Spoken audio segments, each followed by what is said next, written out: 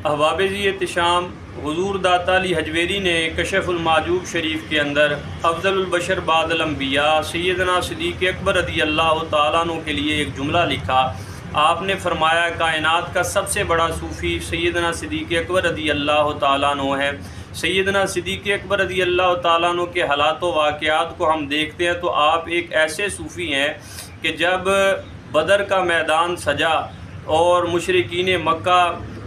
بدر کے میدان میں نبی کریم صلی اللہ علیہ وسلم اور دین اسلام کے مقابلے میں کھڑے ہوئے تو سیدنا صدیق اکبر رضی اللہ تعالیٰ عنہ نے سرکار سے یہ نہیں عرض کی کہ یا رسول اللہ دین امن کا درس دیتا ہے، بلکہ سیدنا صدیق اکبر تلوار اٹھا کر حضور کی معیت میں میدان بدر کے اندر آئے اور عملی طور پر یہ ثابت کیا کہ جو صوفی ہوتا ہے وہ غیرت مند ہوتا ہے، جو صوفی ہوتا ہے وہ دلیر ہوتا ہے۔ اور سیدنا صدیق اکبر رضی اللہ تعالیٰ عنہ جب اپنے گھر میں موجود ہوتے ہیں اور اپنے بیٹے عبد الرحمن سے ہم کلام ہوتے ہیں تو آپ کا بیٹا یہ کہتا ہے کہ ابا جی 3 مرتبہ آپ میری تلوار کی زد میں آئے لیکن میں نے آپ کو اپنا باپ سمجھتے ہوئے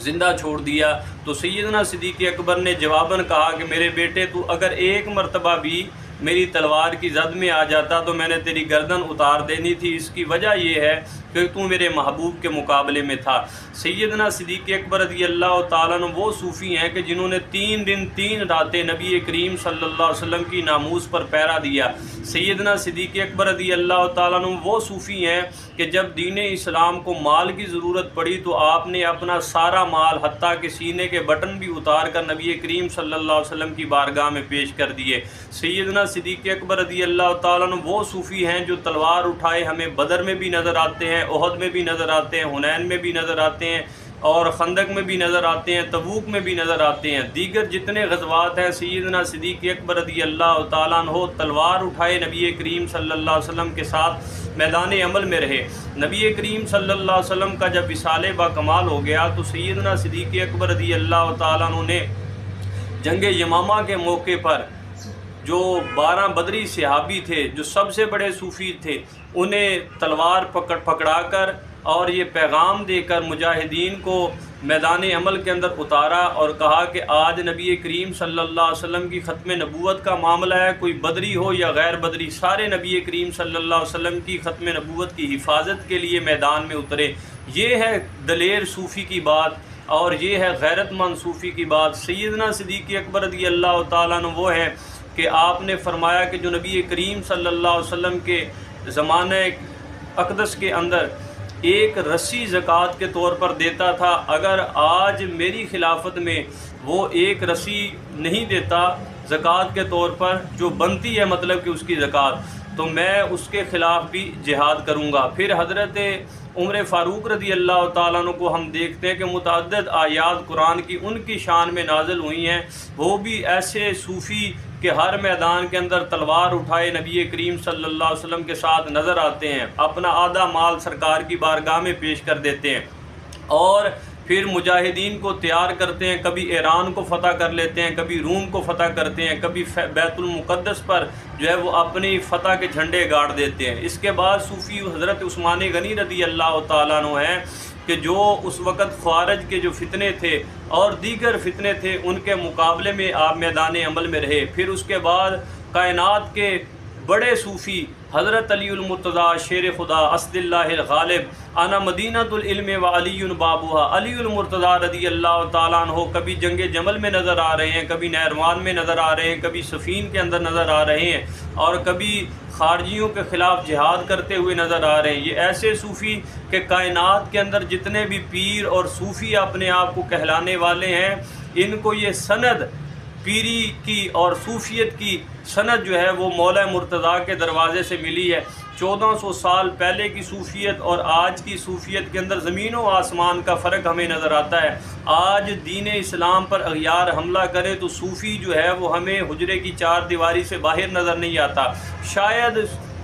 آج کے صوفیوں نے بے غیرتی کا دوسرا نام صوفیت کو رکھ لیا ہے۔ یہ میرا جملہ نہیں کہ پیر میرے علی شاہ کا یہ جملہ ہے۔ جب لاہور کے اندر مرزا قادیانی نے پیر میرے علی شاہ کو چیلنج دیا تو آپ جب وہاں سے چلنے لگے گورڈا شریف سے تو چند لوگوں نے کہا کہ حضور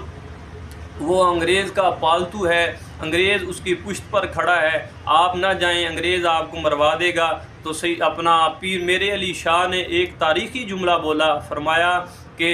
حضور کی ختم نبوت کا منکر ہمیں لاہور میں پکارتا رہے اور میرے علی شاہ جو ہے حجرے کے اندر بیٹھا رہے، ہم سے یہ بے غیرتی والی فقیری نہیں ہوتی۔ لہٰذا آج کے صوفیوں نے اور پیروں نے شاید بے غیرتی کا دوسرا نام جو ہے وہ صوفیت اور پیری رکھ لیا ہے، ایسا ہرگز نہیں ہے۔ حضور کی ناموس رسالت پر حملہ ہو تو وہ ہمیں قوالیاں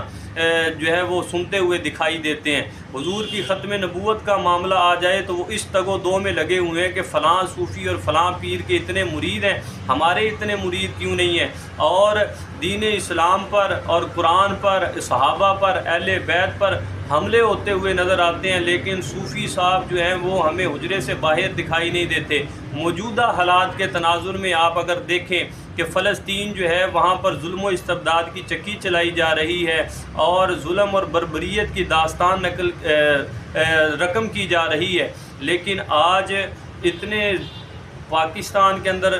جگہ جگہ آپ آستانے دیکھیں گے، بڑے بڑے آستانے ہیں، لیکن ان آستانے والوں کی آواز ہمیں سنائی نہیں دے رہی کہ جب بھی مشکل وقت مسلمانوں پر آ جائے، دین اسلام پر آ جائے، یہ ہمیں صوفی جو ہیں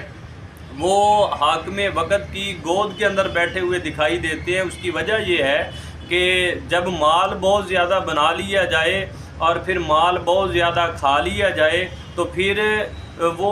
صوفیت سے ہمیں غیرت نظر نہیں آتی، اعلان حق بلند کرتے ہوئے وہ ہمیں نظر نہیں آتے۔ آج میں ایسے ہی دو صوفیوں کا قصہ آپ کے سامنے مختصر طور پر بیان کرنا چاہتا ہوں کہ ایک صوفی وہ جس نے یہود و نصارہ کا مال کھایا، میرے رب نے اس سے قرآن جیسی نعمت چھین لی اور دین اسلام کی غیرت اس سے چھین لی۔ ایک تفسیر کے اندر میں دیکھ رہا تھا، تفسیر ناموس رسالت ہے، غالباً اسے حضرت علامہ مولانا ضیاء قادری صاحب نے لکھا ہے، اس کی دوسری جلد ہے، صفحہ 470 کے اوپر یہ بات موجود ہے کہ دو صوفی تھے، وہ آپس میں بڑا ان کے درمیان محبت تھی اور وہ مجاہدات، ریاضات، عبادات ایک ہی جگہ پر بیٹھ کے کرتے تھے، آسان اور سلوک کی منزلیں وہ اکٹھی طے کر رہے تھے۔ اچانک ایک صوفی جو ہے وہ غائب ہو گیا، تو جو ایک صوفی باقی بچ گیا وہ بڑا پریشان ہوا کہ یار وہ میرا دوست تھا اور میرا ہم نشین تھا، اچانک وہ کہیں چلا گیا۔ کچھ عرصہ گزرا تو روم کے ساتھ مسلمانوں کی جنگ ہونی تھی، تو وہ جو صوفی غائب ہو گیا تھا وہ رومیوں کی طرف چلا گیا اور یہ جو صوفی بچ گیا تھا یہ مسلمانوں کے ساتھ، مسلمانوں کے لشکر کے ساتھ جہاد کرنے کے لیے نکلا۔ جب میدان جہاد میں یہ پہنچے، جنگ کا میدان سجا، تو مسلمانوں کی طرف سے 3 مسلمان جو ہیں وہ میدان کے اندر آئے جنگ کرنے کے لیے۔ تو سامنے ایک شخص نکلا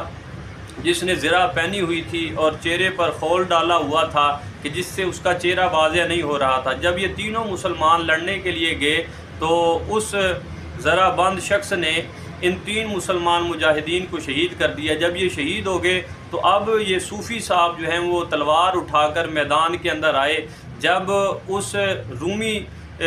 سپہ سالار اور اس رومی سپاہی کے سامنے آئے تو اس نے اپنے چہرے سے خول اتار دیا، نقاب اتارا، تو یہ صوفی اسے دیکھ کر حیران رہ گیا کہ یہ تو میرا ہی دوست ہے جو میرے ساتھ عبادات کرتا تھا، ریاضات کرتا تھا، احسان سلوک کی منزلیں ہم نے اکٹھی کی ہیں، طے کی ہیں، تو یہ کہاں سے نکل آیا؟ اس نے پوچھا کہ بتا تو نے اسلام چھوڑ دی؟ اس نے کہا جی میں نے اسلام چھوڑ دیا، عیسائیت قبول کر لی۔ کہا کس وجہ سے؟ کہا کہ میرے پاس مال و دولت بہت زیادہ ہے اور میرے پاس ہیرے جواہرات بہت زیادہ ہیں، میرے پاس عورتیں بہت زیادہ ہیں۔